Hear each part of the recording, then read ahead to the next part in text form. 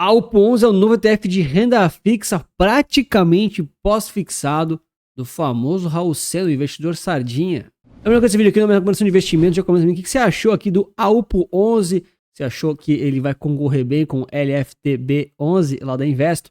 Fala aqui um pouquinho sobre a metodologia, porque ele realmente tem um diferencial. Eu vou explicar até o final desse vídeo uma coisa muito interessante que pouquíssima gente no mercado de ETFs do Brasil sabe. Mas vamos lá então, bem direto ao ponto aqui. Antes do produto, vamos entender o índice. E de novo, né? Comenta pra mim o que você achou desse ETF. Se você prefere esse, o LFTB11, ou então dos próximos, né? Porque 2026, sem dúvida nenhuma, um monte de gestora vai lançar praticamente esse produto aqui, que ele é LFT, né? Renda fixa pós-fixado, com uma parcelinha de IPCA mais bem longo, tá? Porque daí você consegue ter um enquadramento tributário. Então vamos só entender aqui o que é esse índice, qual que é a ideia do produto, para que ele serve. Aqui a gente tem basicamente uma carteira composta de LFTs e NTNBs. O que é isso daqui? Tesouro do governo federal, né? Então você tem aí a máxima segurança, o risco soberano em relação a crédito aí, que você está dando dinheiro para o governo, você está emprestando dinheiro, basicamente isso, tá bom? Lembrando então que LFT aqui é justamente o pós-fixado, né? Selic, e NTNB é o IPCA+, né? Qual que é o detalhezinho, né, que a gente tem nessa carteira aqui do próprio índice? É que você tem uma parcelinha de NTNB 2060. Isso é um ativo bem volátil, ele é bem, ele balança bastante porque a duration é muito longa, tá bom?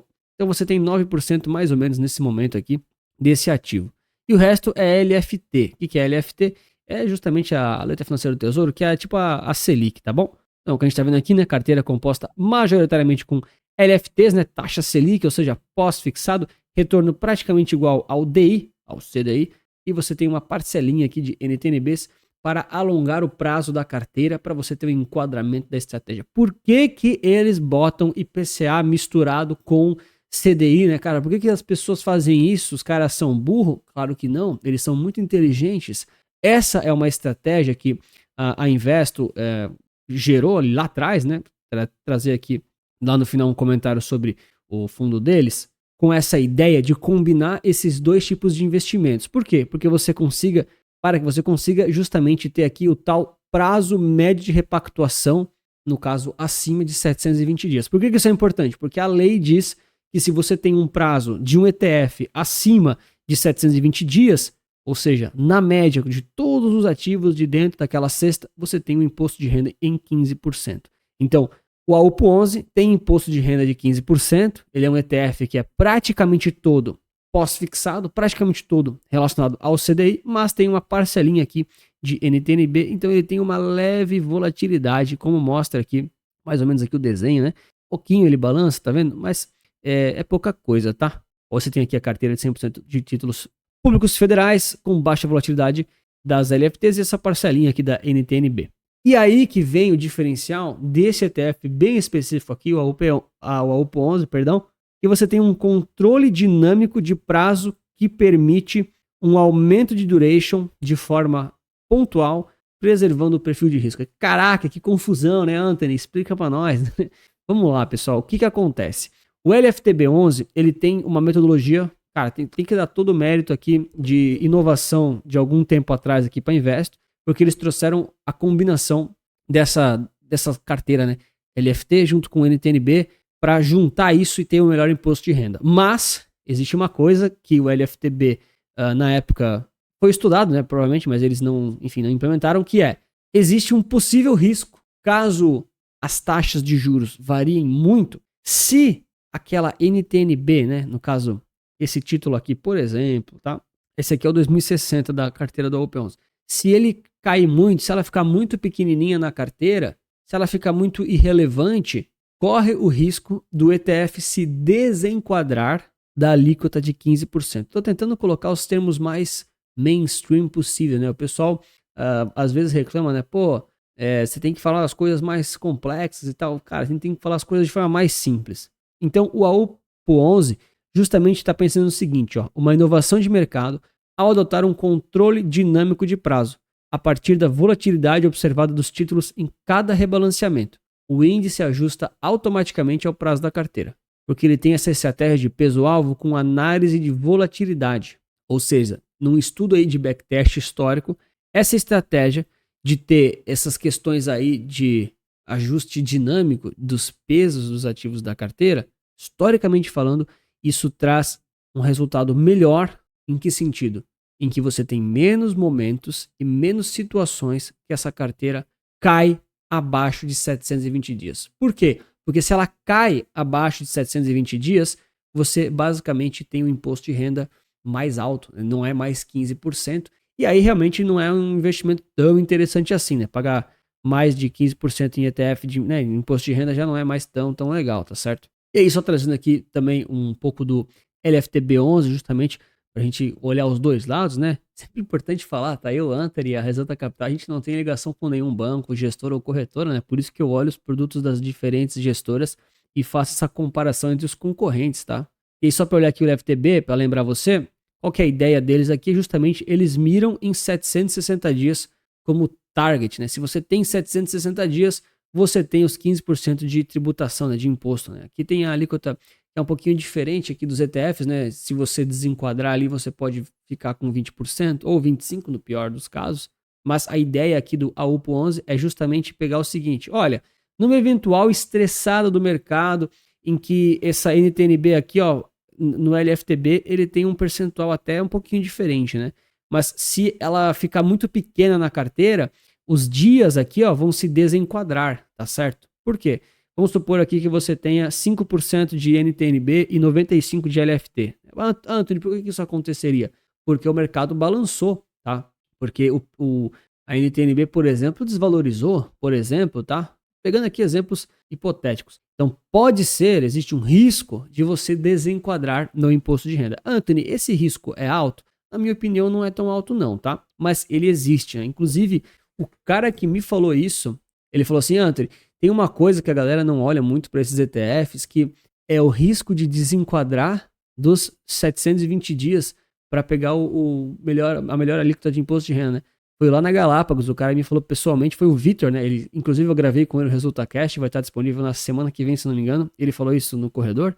Ele falou: cara, faz o estudo, você vê, nos momentos de muito estresse, alguns ETFs podem desenquadrar de 15% de imposto de renda, tá? Mas, claro, momentos específicos, não é uma situação corriqueira, são situações bem específicas. No próximo rebalanceamento ele já volta a ter aquele percentual ideal, né?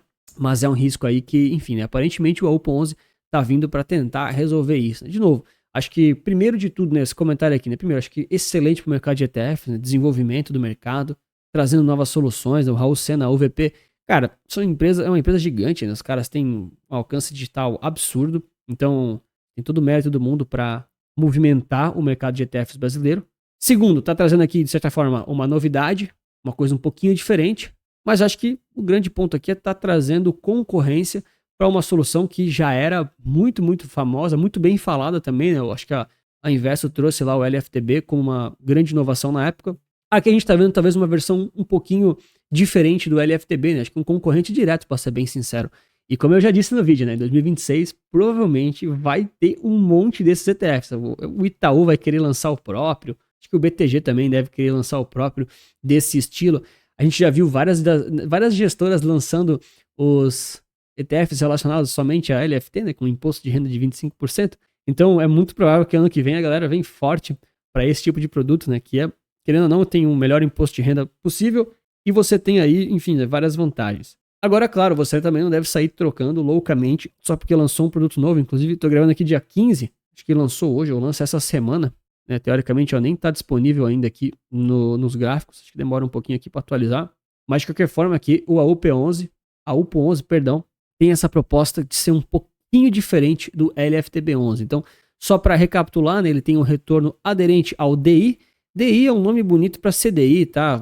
Eu sei que não é a mesma coisa, mas a gente tem que falar aqui com grande parte das pessoas. Então é muito, muito próximo aí ao CDI, a Selic, tá certo? Você tem aqui um risco menor de desenquadramento, que é essa história toda que eu tô contando para vocês. Se num momento de muita volatilidade a NTNB ficar muito pequenininho dentro daquela carteira, você corre o risco do ETF se desenquadrar dos 720 dias de imposto de renda melhor que tem, né? O imposto bom, né? Tem aqueles que, enfim, daí 20%, 25% já não é tão interessante assim. Então você tem um risco menor disso acontecer, né? Por quê? Porque o índice, ele é atrelado à volatilidade, ele é mais dinâmico, tá certo? E aí você tem aqui as vantagens que também tem praticamente, acho que todo ETF de renda fixa tem isso aqui, né? Carteira 100% de títulos públicos federais, não, aí tem ETFs de crédito privado, alguns de títulos públicos, ok. Rolagem automática, excelente, que é a melhor coisa, né? Porque você não paga imposto de renda lá dentro, né? Ele mesmo vai girando a carteira para você. Você, como pessoa física, teria que pagar o imposto, então é excelente. Liquidez absurda, né? Poxa, isso aqui para o market maker te dá liquidez, ou comprar do governo, ou você comprar, vender, coisa mais fácil do mundo, porque são títulos muito, muito líquidos. E D+1, né? Você também tem aí essa facilidade de ter o dinheiro de volta, tá? Eu fiz questão de falar essa questão do market maker, por mais que não está escrito aqui, para as pessoas também que às vezes não conhecem os ETFs, estão chegando agora, entenderem isso, né?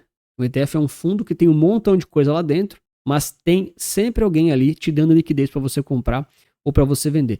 E claro, você não tem IOF nem come cotas, que são vantagens absurdamente gigantescas no médio e longo prazo. Aqui a gente tem um pouquinho do retorno em relação ao ETF. Assim, pessoal, Anthony, quanto é que rendeu, né? Pô, olha aqui os retornos. Você acha que rendeu muito? Ó, 132% foi o DI, 135% o fundo, foi um pouquinho melhor do que o DI. Tá batendo o CDI, não tá? Qual que é o retorno? Tá vencendo o CDI. Cara, isso aqui não é para você ficar batendo o CDI de lavada, tá? O objetivo não é esse, tá? Não é isso. Infelizmente, no Brasil, as pessoas... Cara, esse negócio, eu vou falar um negócio aqui complicado, que a galera não vai entender, não sei se tá todo mundo pronto pra essa conversa, mas ali com o negócio do Banco Master, ficou muito nítido o seguinte, né? Os brasileiros, os investidores brasileiros, eles querem bater o CDI sem risco. Todo mundo quer bater o CDI sem risco, né? Não existe isso, cara. E alguns produtos são pensados não só para bater o CDI, né? Esse aqui, por exemplo, provavelmente vai vencer o CDI, mas assim, muito pouca coisa, pouquinha coisa, tá? E em alguns momentos pode inclusive ficar um pouco para trás, dependendo da janela, né? Por conta da volatilidade daquela NTNB, né? Aquele IPCA+, ele pode cair um pouquinho, né? Bem pouquinho, mas pode cair. Mas aqui você tem então um investimento ali do CDI praticamente, né? Aproximadamente, que você tem um imposto de renda de 15%, quase em todos os momentos, praticamente sempre, só que com liquidez imediata, vamos dizer assim, né? Não é imediata do tipo liquidez diária, mas liquidez muito rápido. Você tem lá, né, logo 1-2 dias depois você já está com o dinheiro na conta. Se você investe num CDB de liquidez diária, você também tem liquidez, inclusive diária, né? É mais rápido. Só que você paga 22,5% de imposto de renda se você saca no dia seguinte, entendeu? Fora que dependendo do investimento tem IOF, tem outras coisas, tem come cotas em alguns outros fundos. Ou seja, aqui você tem uma das soluções tributariamente falando, em termos de custos, taxas e custos gerais, né, do investimento, uma das soluções mais baratas do Brasil, né? Eu diria que empata em praticamente tudo com o LFTB11, né? De novo, por isso que eu não vou ficar falando só de um, vou falar dos dois, né? Pra galera achar que não tem nada a ver. Então eles têm praticamente aqui a mesma taxa de administração, né? 0,19% ao ano. É a mesma taxa aqui que o AUPO, tá cobrando aqui, tá certo? Ou seja, muito barato, né? Praticamente a mesma coisa que um tesouro direto, até um pouquinho menos ali, dependendo do cenário. Uma das alíquotas mais baratas aí de renda fixa do mercado de ETFs do Brasil, não tem muito o que falar agora, assim, acho que ponto positivo aqui, né? Tá bem em linha com o mercado. Poderia falar aqui um pouco sobre o patrimônio líquido, mas como ele está sendo lançado agora, nem tem nenhum, né? Não tem nada lá dentro. Ainda, de lançamento diz que é hoje, né? Então não atualizou ainda, beleza? Mas com certeza aqui, pela força do marketing lá da UVP, com certeza esse produto vai pegar atração, tá? E de fato ele resolve vários problemas.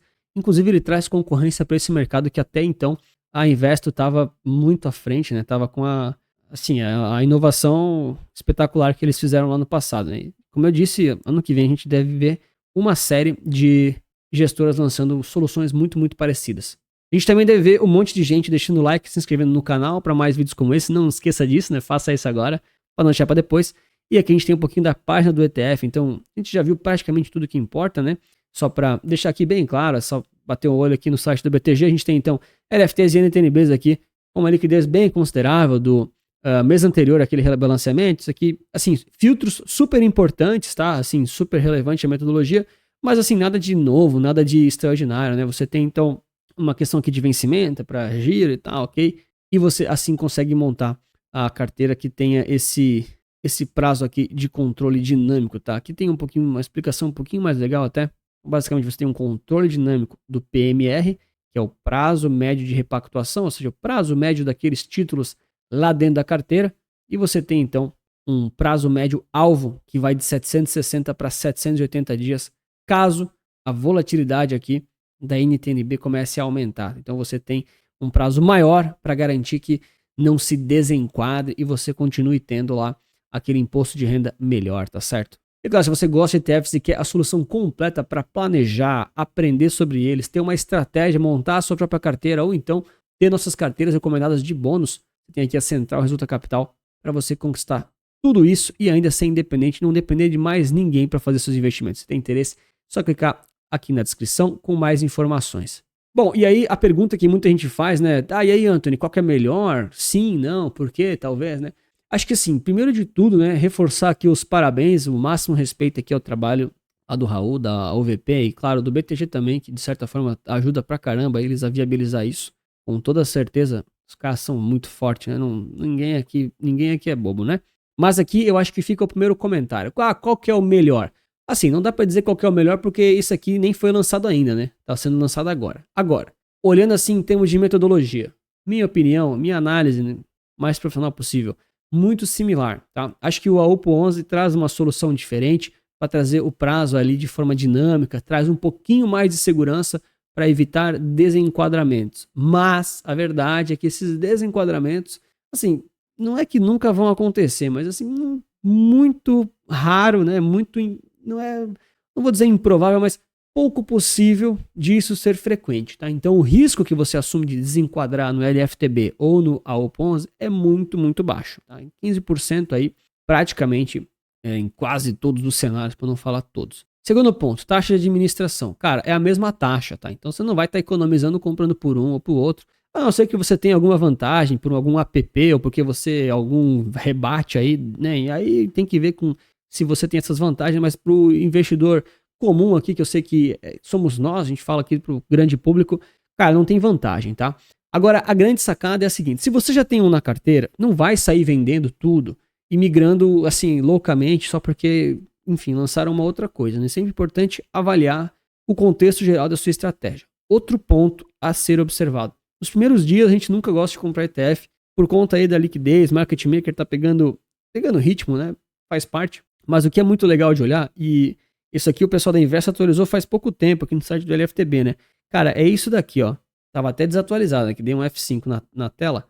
Olha só, como é que o formador de mercado trabalha? Então ele tem basicamente um preço calculado do ETF, que aqui é R$ 115,02, e o formador de mercado, ele coloca ordens de venda e de compra no book. Ele deixa um spread, né? Ele tá vendendo aqui e comprando aqui, mas o preço está no meio, mais ou menos. Então o que você tem que olhar quando vai comprar um ETF? De preferência, né? Você vai tentar pegar o mais líquido possível. O que é o mais líquido possível? É quando você vem aqui no gráfico, ou então eu poderia abrir aqui um book de oferta, mas é meio técnico, né? LFTB 11, por exemplo, você bota aqui no 1 minuto. Então o que acontece? Ó? Aqui a gente está com o preço a R$ 115,07, tá? Eu vou fazer um vídeo mais para frente com o book de ofertas. Ou vou deixar lá na comunidade também, pelo menos. Então, ó, tá 115,07. Aí olha só que legal, o que os caras estão falando? O preço teórico que o formador de mercado assume do próprio ETF LFTB é 115,02. Agora está 0,7, beleza? Ó, vou dar zoom. Agora está 0,7 e o formador assume 0,2 como preço teórico. E aí tem uma ordem de venda a 115,08 ou de compra a 114,95. Então o que você tem que olhar para esse tipo de ETF, para até outros, né? Mas esse aqui é mais fácil de visualizar. Cara, qual que é a liquidez para você comprar e para você vender o mais próximo possível do preço atual, tá? Quando o ETF ele é recém-lançado, geralmente esses buracos são grandes.